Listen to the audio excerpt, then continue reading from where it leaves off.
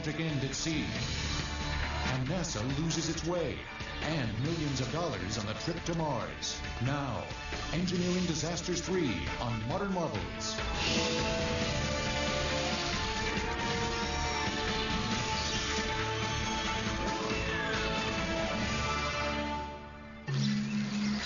With this building, 9 centuries old, began the saga of one of the most visible and enduring engineering disasters the world has ever known. In 1063, construction began on a cathedral in the Italian city of Pisa. It was the largest Romanesque church in Tuscany. The Duomo, as it was known, was the centerpiece of a group of buildings that included a baptistry and a bell tower. In August of 1171, workers dug the foundation for the tower, which was to soar 183 feet into the sky, the tallest in the region. At that time, many towns were competing for towers. Especially in Italy, there were towers built in Pisa, there were towers built in Bologna, in Rome, and each family tried to build one bigger than the next one. Towers at the time were considered to be status symbols. The first 3 stories, the tall ground story, and the first 2 loggias, or open galleries, were built between 1173 and 1178. The next 4 loggias were added between 1272 and 1278.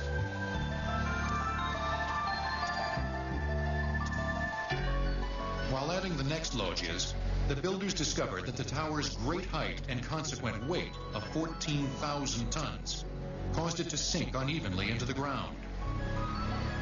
Where the tower sits is not perfectly flat and perfectly even, so the high side, or what started off as the high side of the tower, seemed to be on sturdier soil than the low side. So the low side kept sinking further and further down. Undaunted, the builders believed that they could correct the lean by building the 4th story taller on the south side. But the extra weight of the new construction made the tower tilt farther still. By 1298, the tower was leaning more than 4.5 feet. The belfry was added in 1370. By 1550, the tower's lean increased to about 12.5 feet. Until the early 20th century, very little was known about the properties of soil. It was thought of merely if you put your building on the ground and you try to put it on rock. If you can't put it on rock, you spread the load out as much as you can. Flawed as it was, this regional landmark could not be abandoned. In 1911, the Italian government began taking careful measurements each year. Engineers discovered, to their dismay, that the tower was tipping southward at the rate of 1/20th of an inch per year. From the time it was completed in 1370, the tower had leaned more than 13 feet off the vertical. Engineers continued to search for solutions. In 1934, they hit upon the idea of stabilizing the tower's uncertain foundation by drilling 361 holes around the base and injecting 80 tons of grout to firm up the soil. Their efforts were for naught. Rather than strengthening the ground beneath the tower, the holes made the ground less stable, and the tower's lean increased. The Tower of Pisa is a lesson for engineers and architects, and that is that you have to be very careful what you're building upon, because what you're building on may actually end up being what causes the problem in your structure. That is why today we are very concerned and we explore the soils under a building long before the building is started. Experts acknowledge that an earthquake, a windstorm, or even a heavy rain might send the tower crashing to earth. It was closed to the public in 1990. A fresh approach was needed, and engineers decided that better data might help them address the city's very public engineering fiasco. They embarked on the ambitious project of wiring the tower with 120 sensors to monitor its every inclination. They learned that in the late morning, the tower leaned away from the sun to the northwest as its southeastern side warmed up and expanded. At night, the southeastern side cooled down and the tower leaned back. By By studying the soft clay beneath the foundation, architectural historians determined that the centuries-long delays during construction could provide a clue to setting the tower straight. The delays allowed the clay beneath the tower to settle and become stronger. Without those delays, historians believe the tower would have toppled long ago. This seemed to confirm the idea that the problem lay not with the tower, but with the ground upon which it stood. In June of 1999, engineers discovered a way to steer the tower by changing the soil composition beneath it. 41 drill pipes were arrayed around the north quadrant of the tower. They entered the soil at different points along an arc about 40 feet from the base, at an angle of 30 degrees. Inside each 8-inch diameter pipe was an auger, a corkscrew bit that trapped soil between its blades and channeled it to the surface. The tower settled into the yard-long channels created by the bits. Perhaps this last attempt will actually prevent the tower from leaning any further. By the end of summer 1999, the tower had tilted back toward the north by about 1.5 inches at the top. Engineers expect to auger more soil from beneath the tower's high side and return the structure to the 5-degree lean it last saw in the 19th century. It's clear that once the tower does not lean anymore, the Pisans are not going to want to straighten the tower out, because after all, who would want to see a straight tower of Pisa? Some estimates put the cost of saving the tower at $7 million. But its saviors say it's worth it to have a safer, if not completely straight, Tower of Pisa. The tower's faults have made it one of the world's major tourist attractions. But in the lonely high desert of the American Northwest, there was a vastly different engineering disaster. So terrifying, it was buried beneath the earth. In January 1961, 3 men would die of injuries received here, the site of the world's first peacetime nuclear accident. Splitting the atom revealed all that was great and horrible about human intelligence. It was the final word in settling World War II, a constant threat during the Cold War, and, its proponents believed, a grand opportunity to power the world peacefully. In 1958, the U.S. Army started construction on the SL-1, the Station Low Power Reactor, at the Nuclear Reactor Testing Facility in southeastern Idaho. It was used as a training site for future deployments of this reactor type. It would take about 6 months for an operator to be fully trained. The reactor ran without incident for 2.5 years, only shutting down for maintenance over the Christmas holiday.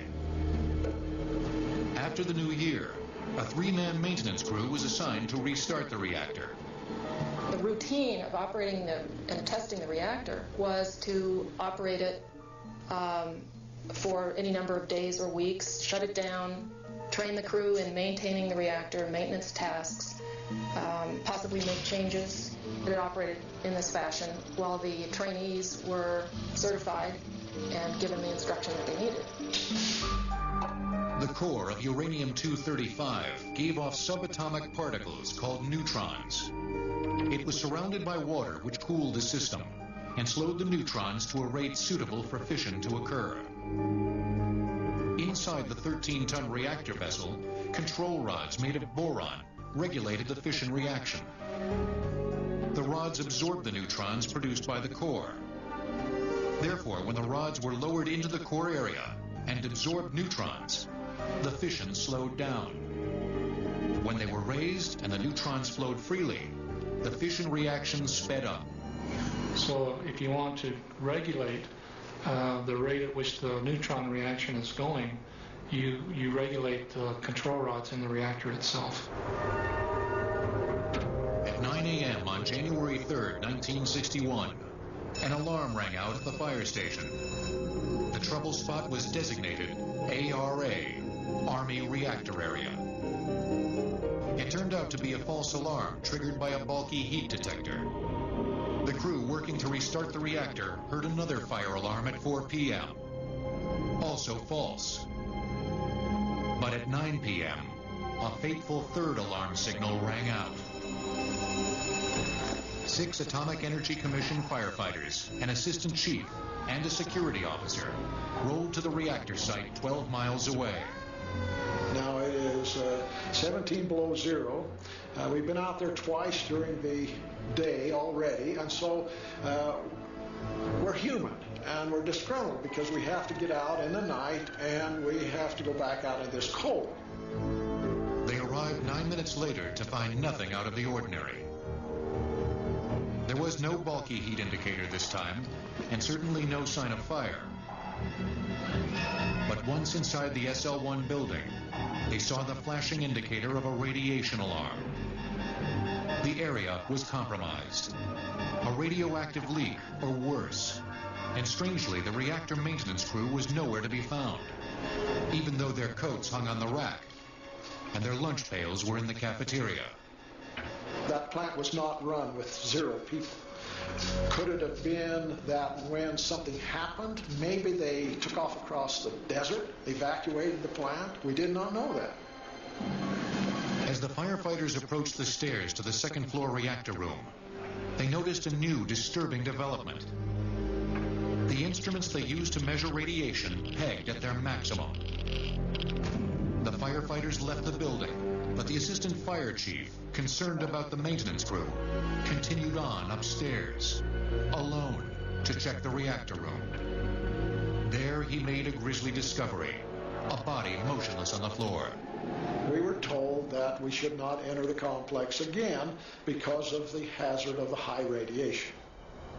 A fresh team arrived with robust instruments capable of measuring high radiation levels.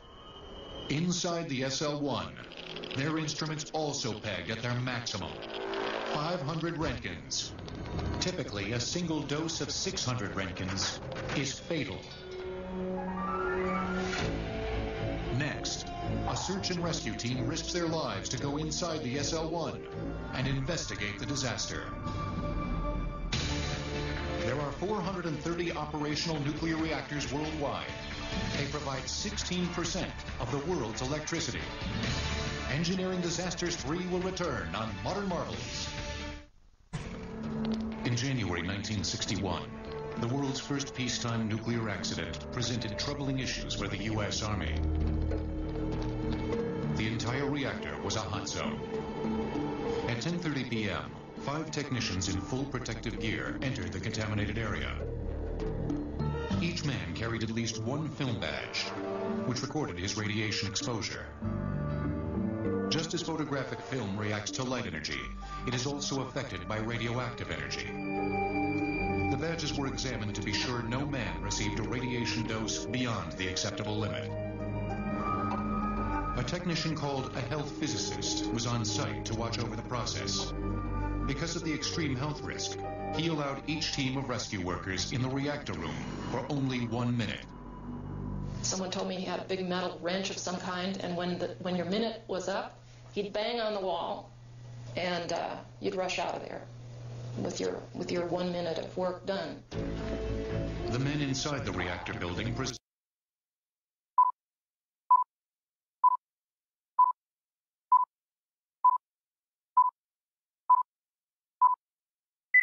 their own radiation hazards, and technicians took special precautions when handling them to prevent the spread of contamination. One victim, who was clinging to life, was transported to a remote desert location for a medical exam.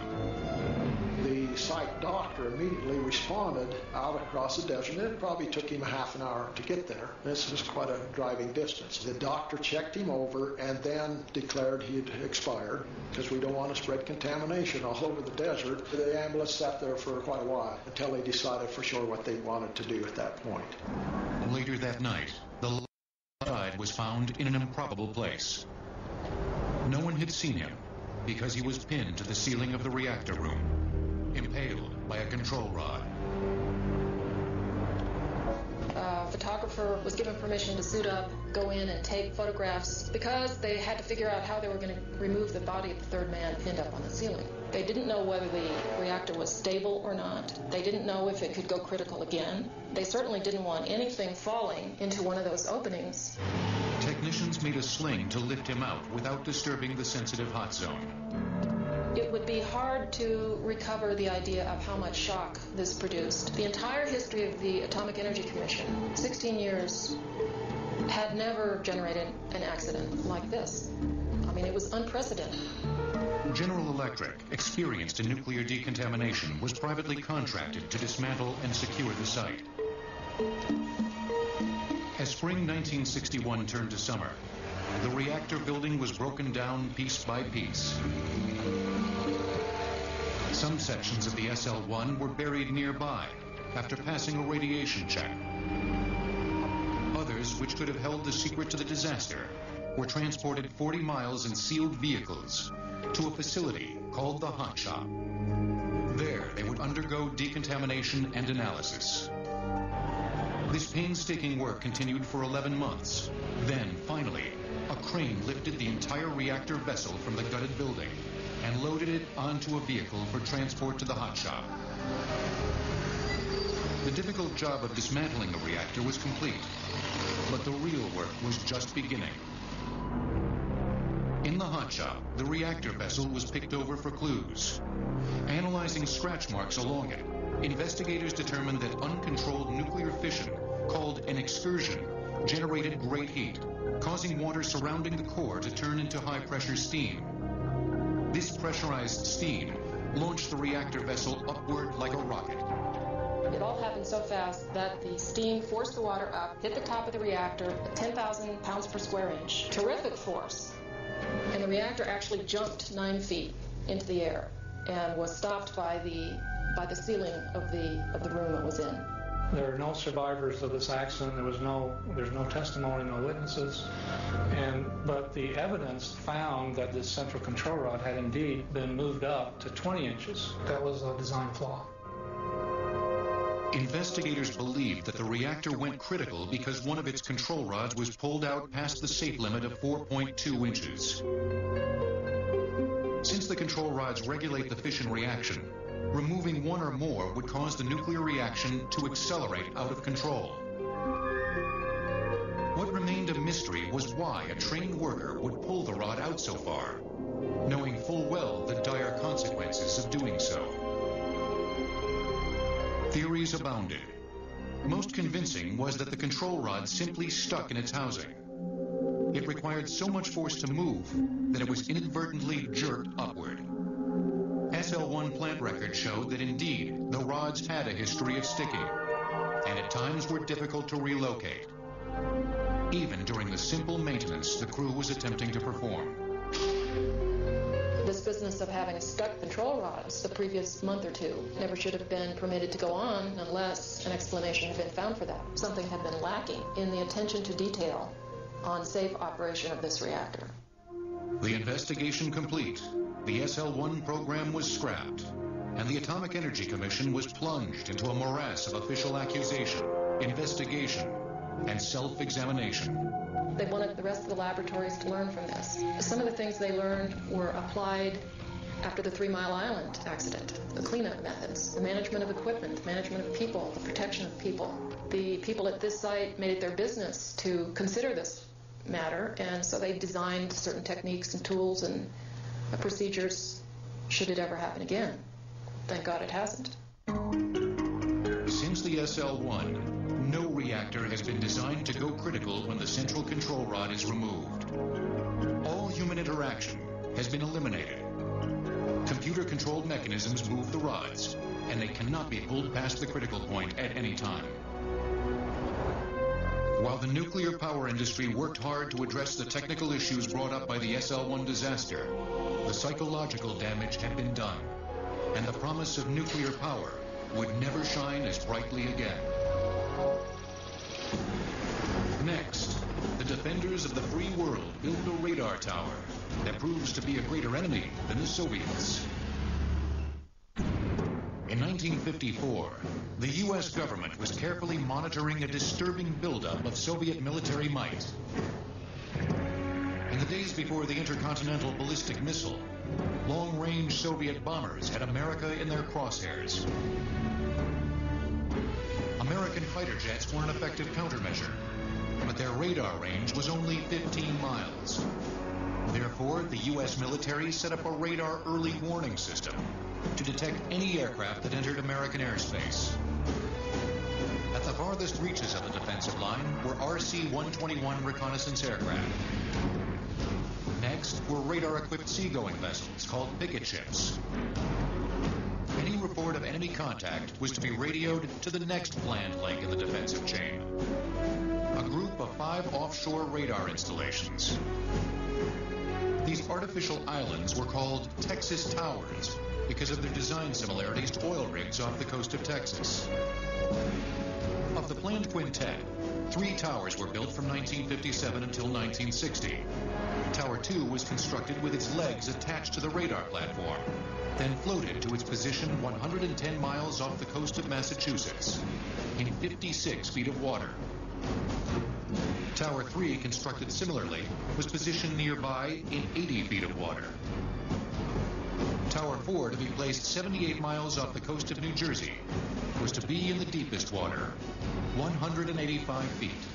Tower 2 and 3 were built with 15 legs. They had 3 permanent and 12 that they jettisoned off after they had it up. Tower 4 went out with 2 legs underwater and 1 above, all braced together on a pontoon. Perhaps because it had longer legs than the others, Tower 4 was constructed differently. The leg assembly, seen here as it was floated separately from the tower platform, encountered rough weather on the 360-mile trip from the North Portland, Maine shipyard where it was built. On the way to its position off the coast of New Jersey, at least 2 braces fell from the legs, weakening the structure. Though the Air Force brass were aware of the damage, they elected to make repairs after the legs were connected to the base. I think the mistake was they repaired it after it was up. I think that was the most critical time for that tower. After 9 months under construction, the bill for Tower 4 came to $21 million. It was big enough for a 6-story building to fit below its triangular steel platform.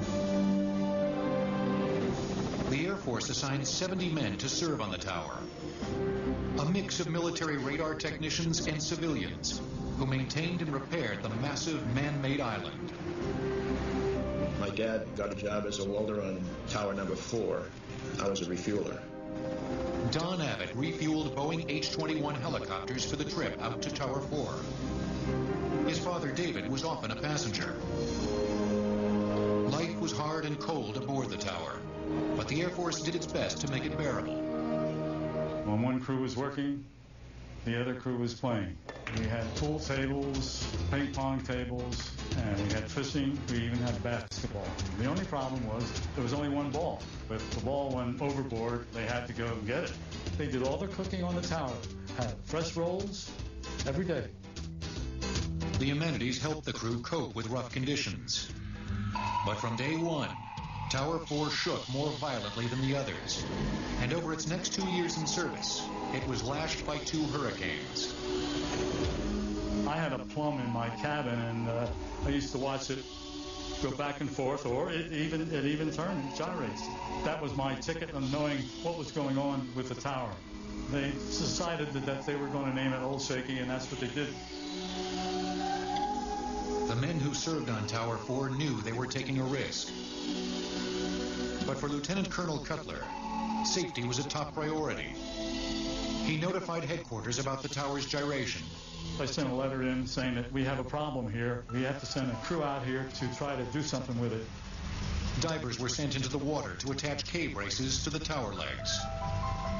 And it didn't last that long. And that didn't do the job. That told me one thing.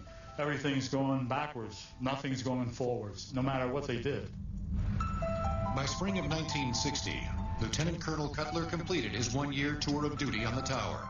He was relieved by a career Navy man, Captain Gordon Phelan. By fall of 1960, the shaking was so severe that most of the men serving on Tower 4 were evacuated, leaving a skeleton crew of 14 servicemen and 14 civilian repairmen. On the evening of January 14, 1961, a severe storm closed in on the tower. By dawn, 55-mile-per-hour winds were beating the ocean into a frenzy.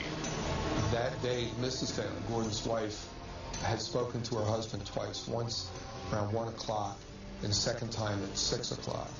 During that 1 o'clock conversation, she could hear noises in the background. She asked what that was, and he said, oh, the tower's breaking up. In a macabre type of humor, there was a lot of metal banging against metal.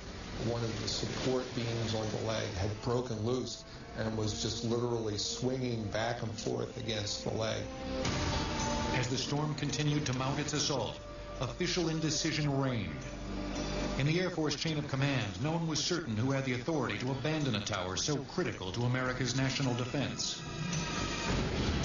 By 4 p.m., Captain Phelan took matters into his own hands and called for helicopters to evacuate Tower 4. Seas were so high, no rescue ship could dare approach. You had a 5,000-ton structure sitting on top of 3 12.5 diameter thin-walled legs, 67 feet above the surface of the ocean, being slammed by waves higher than a 3-story building, winds gusting over 55 miles an hour. There was no way at that time that you could lower anybody to a ship standing by. At 7:30 p.m., the tower's glowing image vanished from the radar screens of all ships in the area. The captain was watching his radar and couldn't believe it. He went to his backup radar unit, checked that, tower wasn't there. He grabbed the radio and shouted, Tower 4, Tower 4, no response. He flipped over to the emergency broadcast channel. Again, he cried, Tower 4, Tower 4. Nothing but static came back. At 8 p.m., rescue workers reached the site. They found only debris and heaving seas. Tower 4 was gone. Only one body was eventually recovered, that of Master Sergeant Ronald Backey. Donald Abbott's father was among the men missing and presumed dead. The phone rang at our house, and at the same time, we heard a thump at the front door. It was a young fellow delivering the Boston Globe. They just had it all over the front page. We had no warning whatsoever. And my aunt was on the telephone telling my mom that the tower had collapsed and that all 28 were dead. I didn't see anything on the tower that was worth losing 28 people. And I say that as a USAF officer.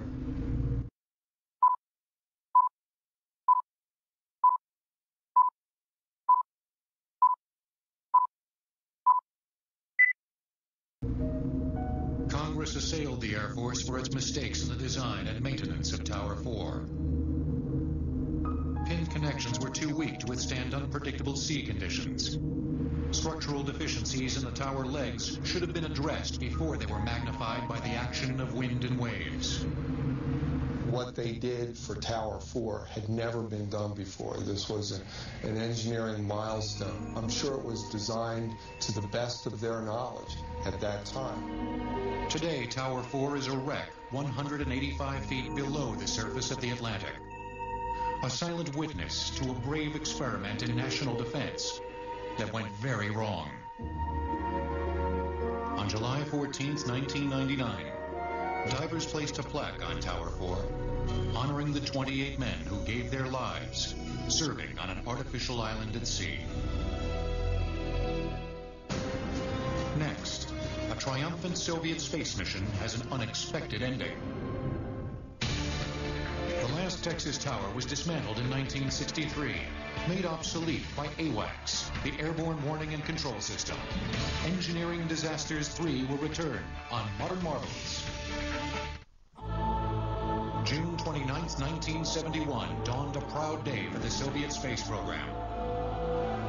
The 3 cosmonauts of Soyuz 11 had lived in space aboard Salyut 1 for more than 3 weeks.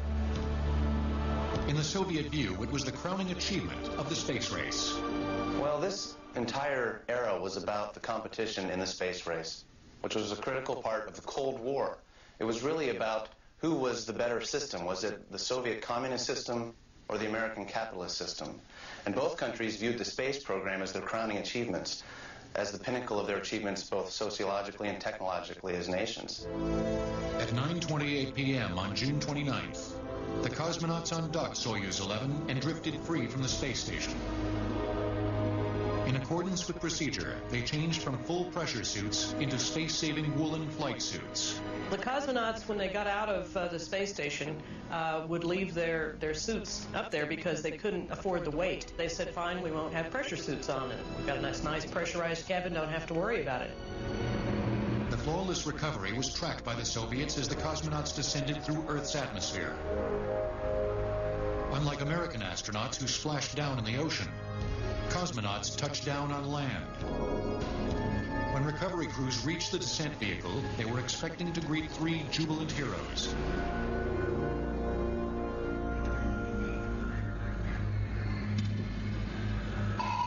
But the cosmonauts were dead. The stunned ground crew attempted artificial respiration, but it was too late. The tragedy was a black mark on the Soviet space program. The mournful march of a state funeral echoed through Red Square.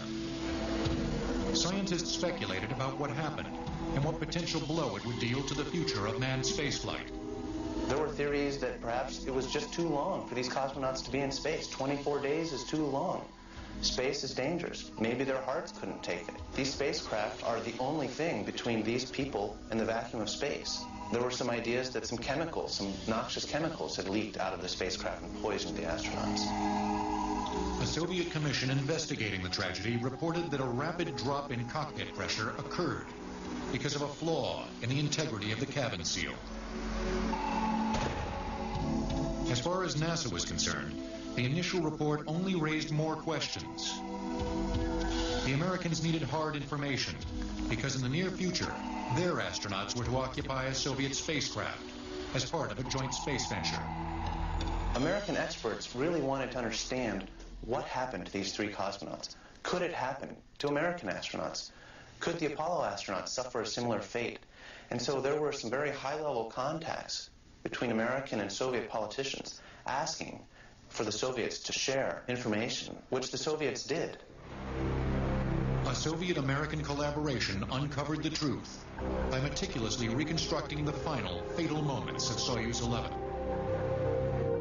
The problem was traced to a design flaw in the way the Soyuz spacecraft separated from the Salyut space station. To send the cosmonauts on their way home, their capsule was freed from the space station when a set of explosive bolts fired one by one. But unfortunately, on the flight of Soyuz 11, the explosive bolts fired all at once. Severe vibrations caused a pressure equalization valve to open.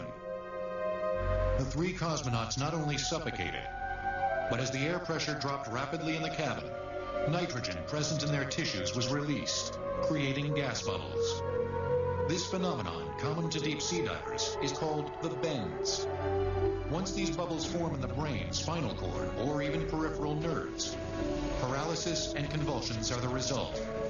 And in the cosmonauts' tragic case, they succumbed to a quick and brutal death. Their blood went hypoxic, which means that, among other things, the nitrogen came out of solution in the blood, and their blood, you could say, essentially boiled. It would be like going from the bottom of the ocean to the surface in a fraction of a second.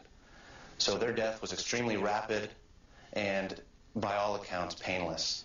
Upon completion of the joint Soviet-American investigation, NASA was reassured that since their spacecraft hatch was designed differently, a similar accident could not happen during an Apollo mission.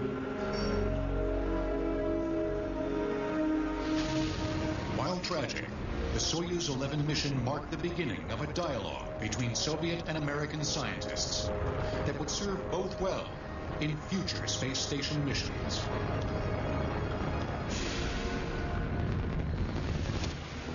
Next, a search for life in outer space has unexpected consequences.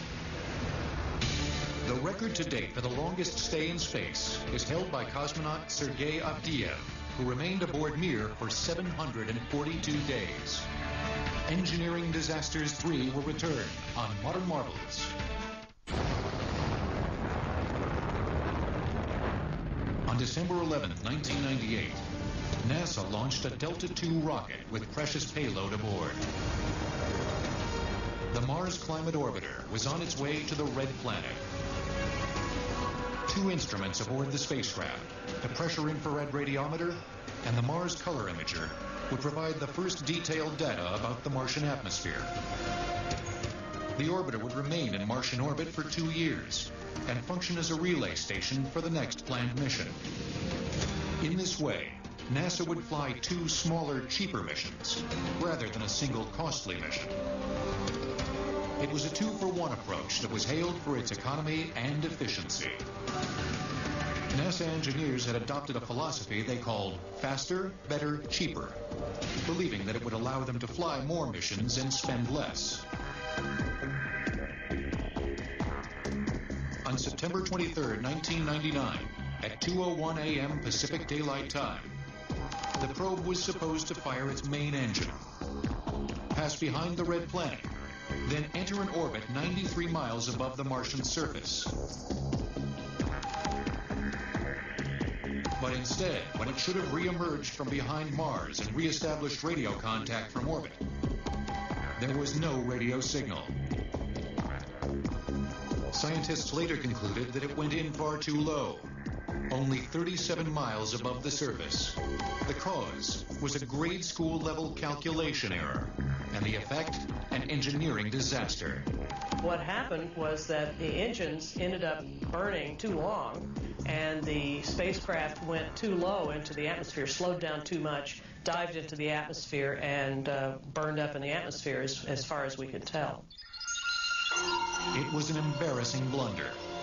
The spacecraft's builders, Lockheed Martin Astronautics, calculated trajectory and engine thrust using the English system of inches, feet, and pounds. But NASA's navigation team assumed those numbers were metric, millimeters, meters, and newtons. They entered the wrong values into the navigation computer, sending the climate orbiter off course. When the spacecraft entered the Martian atmosphere at 10,000 miles per hour, it was doomed. NASA had to answer for the loss of the $125 million vehicle. The navigation team came on the program 2 months before the launch. So they were not familiar. They hadn't attended the preliminary design review. They hadn't attended the critical design review. They were really not familiar with the spacecraft. Although the Mars Climate Orbiter failed, NASA had already committed to its next Mars mission. On December 3, 1999, the $165 million Mars Polar Lander was to touch down on the Martian South Pole. Its mission? A search for water. Scientists hypothesized that water, vital to life as we know it, once flowed across the Martian landscape and could be stored as ice at the pole. One of the exciting parts of the Mars Polar Lander payload was something called the TIGA, which was the Thermal Evolved Gas Analyzer. There was a robot arm on the lander which would scoop up some soil, put it into the TIGA instrument, and then there was an oven that would heat it up and measure the various components of the gases as they came off. And so it was going to detect not only how much water there was, but maybe the isotopic composition, that is, how many neutrons were there in that particular kind of water. Still stinging from the Mars Orbiter debacle, Jet Propulsion Lab engineers knew the stakes were higher this time. Not only did the Polar Lander cost $40 million more than the Mars Orbiter, but landing on Mars was more difficult than orbiting it. Landing on another planet is probably the most difficult thing we do, and every detail must be right. So we must learn, and we must learn quickly from the loss of Mars Climate Orbiter. Anxious engineers double-checked their mission plan and made design modifications to the spacecraft. They indeed discovered that there was a possibility that the rockets wouldn't start properly after having been in the cold of space for a long time. So they did a bunch of tests and verified that indeed if they used certain procedures that it would be fine. At 12:39 p.m. on December 3rd, NASA was expecting to receive a signal from the Polar Lander. But no signal ever came. The spacecraft was never heard from again. Scientists believe that, like the Climate Orbiter, the U.S. Air Force meets a tragic end at sea, and NASA loses its way, and millions of dollars on the trip to Mars. Now, Engineering Disasters 3 on Modern Marvels.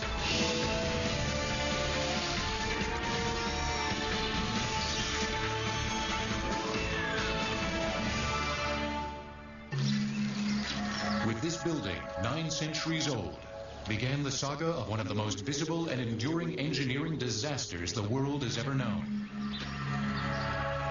In 1063, construction began on a cathedral in the Italian city of Pisa. It was the largest Romanesque church in Tuscany. The Duomo, as it was known, was the centerpiece of a group of buildings that included a baptistry and a bell tower. In August of 1171, workers dug the foundation for the tower, which was to soar 183 feet into the sky, the tallest in the region. At that time, many towns were competing for towers. Especially in Italy, there were towers built in Pisa, there were towers built in Bologna, in Rome. And each family tried to build one bigger than the next one. Towers at the time were considered to be status symbols. The first 3 stories, the tall ground story, and the first 2 loggias, or open galleries, were built between 1173 and 1178. The next 4 loggias were added between 1272 and 1278.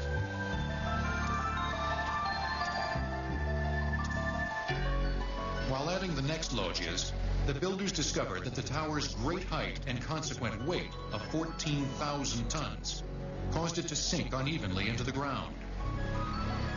Where the tower sits is not perfectly flat and perfectly even, so the high side, or what started off as the high side of the tower, seemed to be on sturdier soil than the low side. So the low side kept sinking further and further down.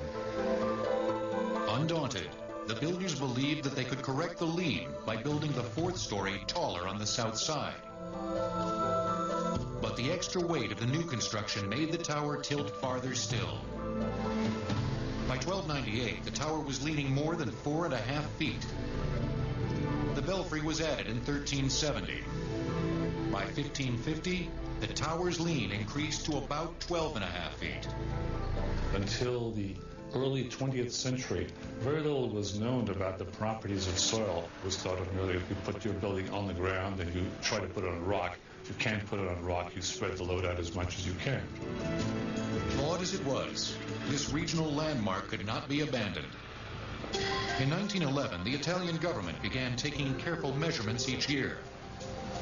Engineers discovered, to their dismay, that the tower was tipping southward at the rate of 1/20th of an inch per year. From the time it was completed in 1370, the tower had leaned more than 13 feet off the vertical. Engineers continued to search for solutions. In 1934, they hit upon the idea of stabilizing the tower's uncertain foundation by drilling 361 holes around the base and injecting 80 tons of grout to firm up the soil.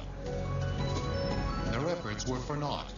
Rather than strengthening the ground beneath the tower, the holes made the ground less stable, and the tower's lean increased. The Tower of Pisa is a lesson for engineers and architects, and that is that you have to be very careful what you're building upon, because what you're building on may actually end up being what causes the problem in your structure. That is why today we are very concerned and we explore the soils under a building long before the building is started. Experts acknowledge that an earthquake, a windstorm, or even a heavy rain might send the tower crashing to earth. It was closed to the public in 1990. A fresh approach was needed, and engineers decided that better data might help them address the city's very public engineering fiasco. They embarked on the ambitious project of wiring the tower with 120 sensors to monitor its every inclination. They learned that in the late morning, the tower leaned away from the sun to the northwest as its southeastern side warmed up and expanded. At night, the southeastern side cooled down, and the tower leaned back. By studying the soft clay beneath the foundation, architectural historians determined that the centuries-long delays during construction could provide a clue to setting the tower straight. The delays allowed the clay beneath the tower to settle and become stronger. Without those delays, historians believe the tower would have toppled long ago. This seemed to confirm the idea that the problem lay not with the tower, but with the ground upon which it stood. In June of 1999, engineers discovered a way to steer the tower by changing the soil composition beneath it. 41 drill pipes were arrayed around the north quadrant of the tower. They entered the soil at different points along an arc about 40 feet from the base, at an angle of 30 degrees. Inside each 8-inch diameter pipe was an auger, a corkscrew bit that trapped soil between its blades and channeled it to the surface. The tower settled into the yard-long channels created by the bits. Perhaps this last attempt will actually prevent the tower from leaning any further. By the end of summer 1999, the tower had tilted back toward the north by about 1.5 inches at the top. Engineers expect to auger more soil from beneath the tower's high side and return the structure to the 5-degree lean it last saw in the 19th century. It's clear that once the tower does not lean anymore, the Pisans are not going to want to straighten the tower out, because after all, who would want to see a straight tower at Pisa? Some estimates put the cost of saving the tower at $7 million. But its saviors say it's worth it to have a safer, if not completely straight, Tower of Pisa. The tower's faults have made it one of the world's major tourist attractions. But in the lonely high desert of the American Northwest, there was a vastly different engineering disaster, so terrifying it was buried beneath the earth. In January 1961, 3 men would die of injuries received here, the site of the world's first peacetime nuclear accident. Splitting the atom revealed all that was great and horrible about human intelligence. It was the final word in settling World War II, a constant threat during the Cold War, and, its proponents believed, a grand opportunity to power the world peacefully. In 1958, the U.S. Army started construction on the SL-1, the Station Low Power Reactor, at the Nuclear Reactor Testing Facility in southeastern Idaho.